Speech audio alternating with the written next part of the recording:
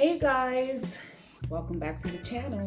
So with so many different birria restaurants out here in Southern California, sometimes it's hard to choose. So why not bring it to your kitchen?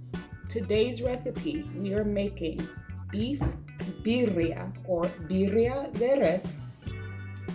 Come on, let's get started with the ingredients, shall we? So we have 2 pounds of boneless beef chuck pot roast, that's this here.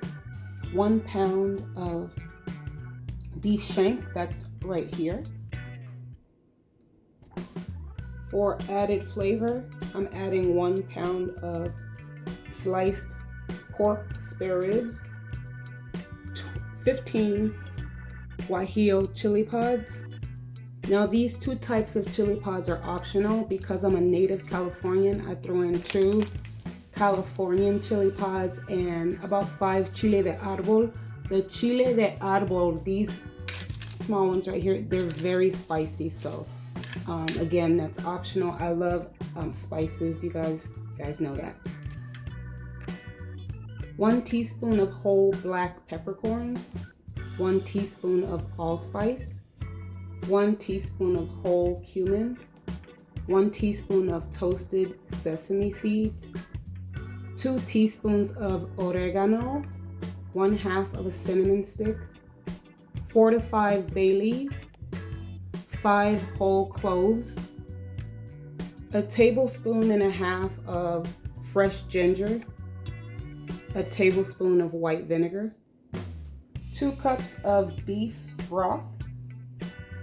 If you're going to make the Quesabirria tacos, you want to get about 2 cups of your favorite melting cheese, 1 whole head of garlic, 2 medium onions, a couple limes, and a bunch of cilantro for garnishing,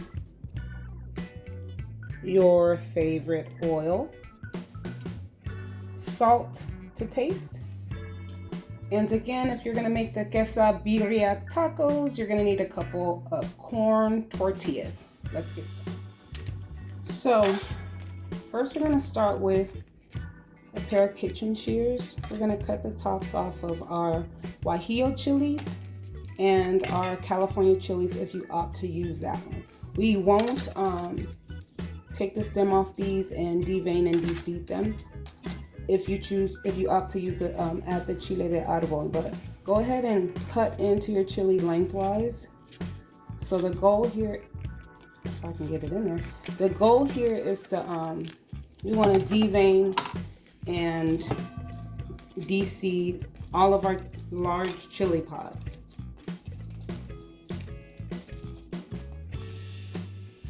You may not get every single seed out, that's fine, because these chili pods, they're not spicy at all. In fact, they kind of have a slightly sweet, very slightly sweet taste to it.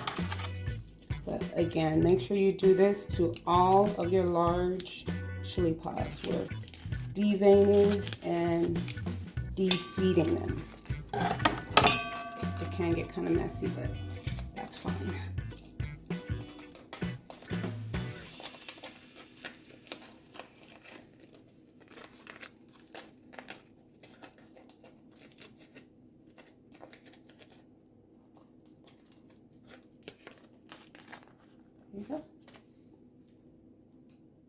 Okay, so as you can see, there's the finished result of deveining and deseeding the chili pods.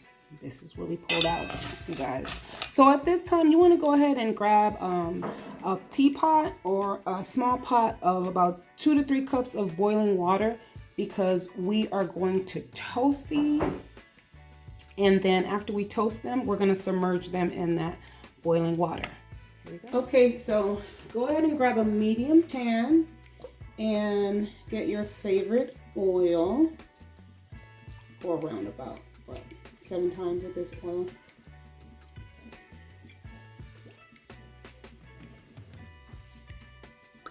I have the heat on medium low because we don't want to burn the chili pods, okay? We're gonna give them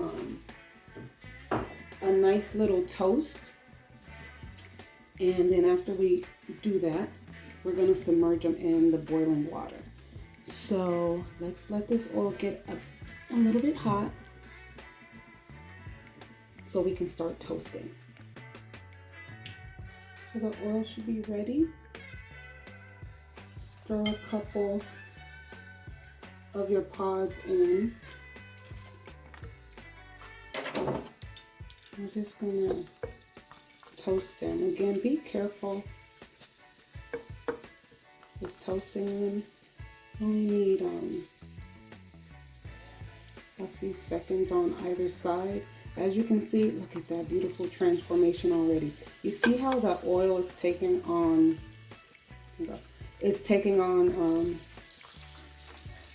a little red from the chili pod. We want that, especially, again, if you're gonna make the Quesabirria tacos, this oil right here is going to be very important for that.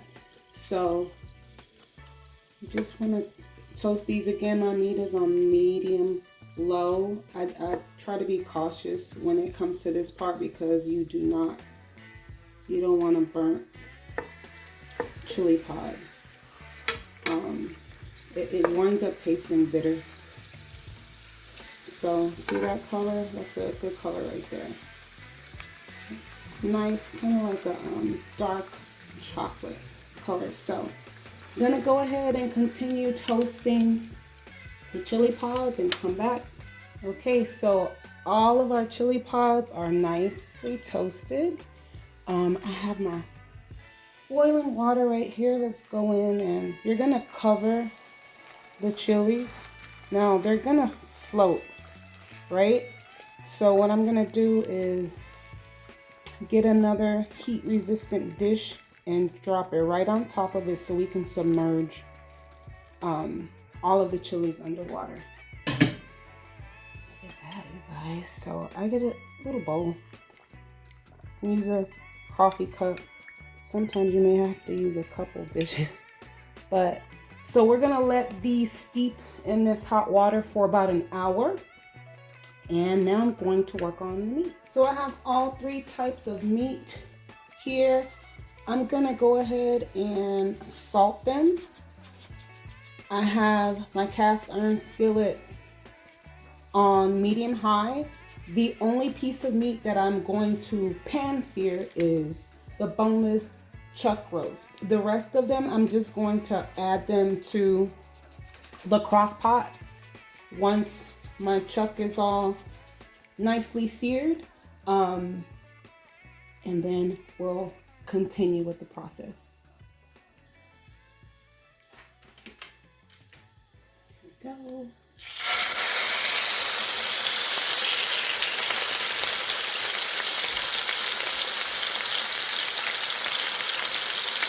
So I'm gonna do about 4 minutes on each side with this pot roast.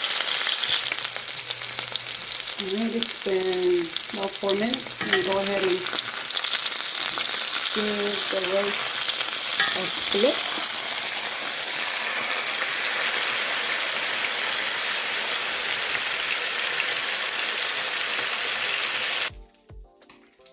So both sides of our chuck roast have been pan seared.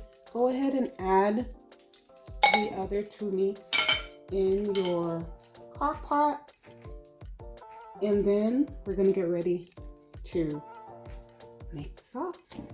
Here we go. So our chili pods have steeped for about an hour. We're gonna add all of our chili pods and all of the ingredients, all of our spices, the ginger, the vinegar, cumin, peppercorn, allspice, oregano, cloves, and bay leaves. We're gonna go ahead and add that to a blender, and also the 2 cups of beef broth, and we're gonna give it a whirl.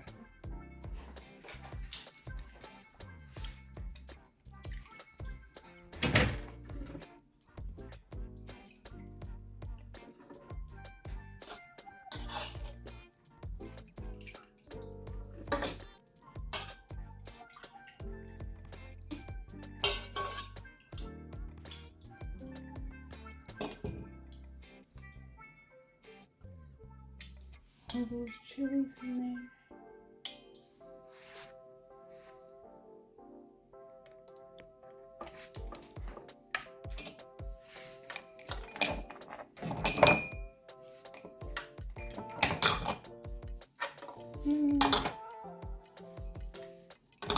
The cloves, peppercorns, our toasted sesame seeds, bay leaf, ginger, white vinegar, cumin, and also our beef broth. We're also going to add just a tad of the juice that's left over from the chili pod steeping, just for richer color. So that's about 1/4 cup. All right, let's give it a few pulses and blend on low.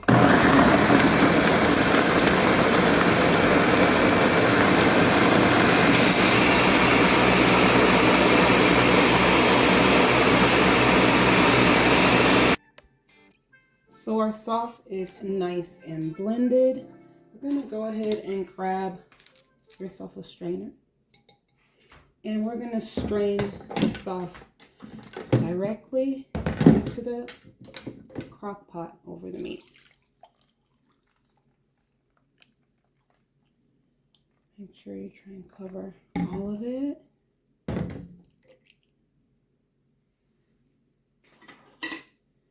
You can work the sauce like this. You can get a spoon. I'm using my tongs and just stir around the sauce inside the strainer until it all strains out.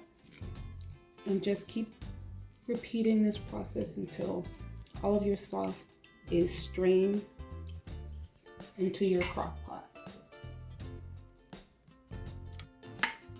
So we strained all of our sauce into the crock pot with the meat. Go ahead and add a whole onion and that whole head of garlic. You're gonna go ahead and cover it. Put it on high for about 4 to 5 hours. We'll be back. So while we're waiting on our birria to cook, it smells so amazing in here, you guys. Now's the perfect time for you to start chopping the toppings, the cilantro, and then dicing the onion back there. And then also, if you're gonna have any sides, the most popular sides for this dish is of course Spanish rice and also refried beans. I will link my refried bean recipe in the description of this video. I do not have a Spanish rice video up yet, but you can definitely browse YouTube and find plenty of those recipes. Also, if you are going to make the Quesabirria tacos, now is a perfect time to start grating your cheese. I'd like to wait, just a quick side note, in terms of making the sides, the rice and the beans, I'd go at that about an hour before the birria is ready.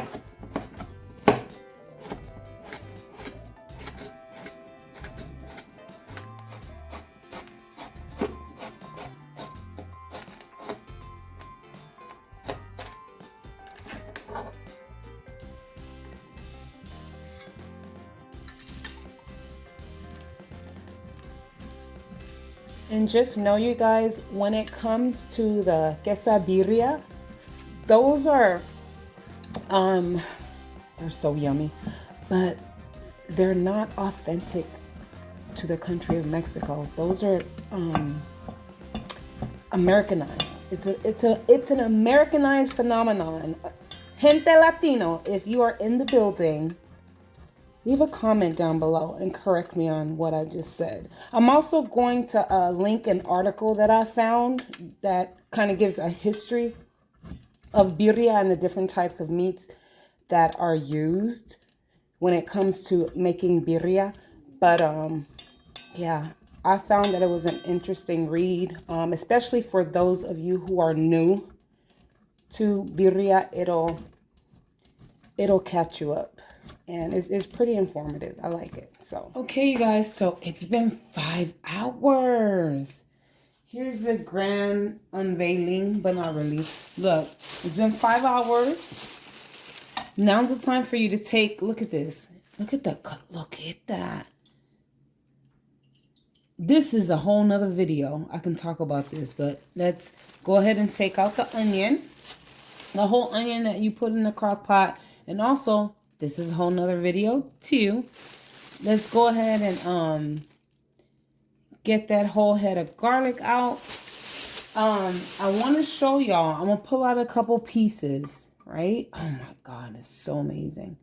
I'm going to pull out a couple pieces of the birria. Look at this. Amazing. Gonna drop that bad boy up in there. This is how we should be looking though, y'all. Look. The pieces. One thing that I love about our crock pot. Let me come in. Look at that. Look at that, y'all. The meat, it obviously it's fall off the bone meat, but it breaks apart very lovely. I just wanted to do this part before I plate and everything like that, because I do have to make a couple quesabirrias. So I just wanted y'all to see how it's supposed to look. Y'all, this is how it's supposed to look in your car. You see, look. So I pulled a couple pieces of birria out. Y'all, it's right here. Oh, look at that. Just to chop up. For those of you guys who are going to do the quesabirrias. This meat is so tender. Look at it. Look at it. I didn't even need a knife. I can bring a fork. I can bring even my nails. Shout out to these nails. But look, I'm chopping it up. That's how tender the meat turned out, you guys. And if you can smell what I'm smelling right now, oh, look, we got a little gelatinous over here. Okay, guys, so look, we have the oil from when we toasted our chili pods. We need that. We also have some diced up meat, some tortillas, and your melting cheese. So this is for you guys who want to make the quesabirrias, right? So for those of you who are going to make the quesabirrias, take 1 corn tortilla, drop it right in the crock pot. One side, the other side. You see how beautiful that is? You see how beautiful that is? And you're gonna drop it right into the skillet. You're gonna drop it right into this oil right here.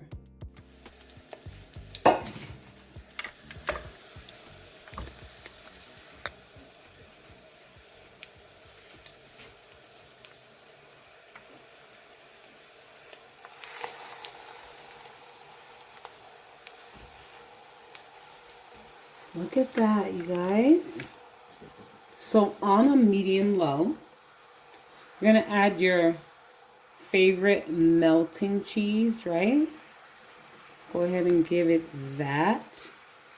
And then you're also gonna give it, you know, that chopped up birria meat that I just showcased. You're gonna drop that bad boy on there. Look, if you're a cheese lover, you might want to add some more cheese. But in terms of, look, we have condiments, right? Drop a little cilantro on top, just a tad, or, you know, whatever your heart desires. And we're going to drop a few onions. Look, let me grab that. I'm actually going to add some cheese, y'all. Some cheese. A little bit more on top. I'm a cheese lover. Look, fair warning, it catches up with you. Oops. As you grow gracefully older. Now, look, here we go. Let's fold this thing a little bit. fold it over. Isn't this beautiful? Look at the color on that, y'all. Look at the color on that. If you don't think I purposely used a white ceramic pan to showcase this, amazing. It smells amazing. It's a beautiful thing, y'all. So, this is for you Quesabirria lovers. Let it go a little bit. Look, we're going to flip it over. Boom. If you like, you know, your quesabirrias slash tacos crunchier, just let it sit a little longer. But I'm gonna go ahead and repeat the process. I have a few of the quesabirrias that I'm gonna make, and then I'll be back with plating, you guys.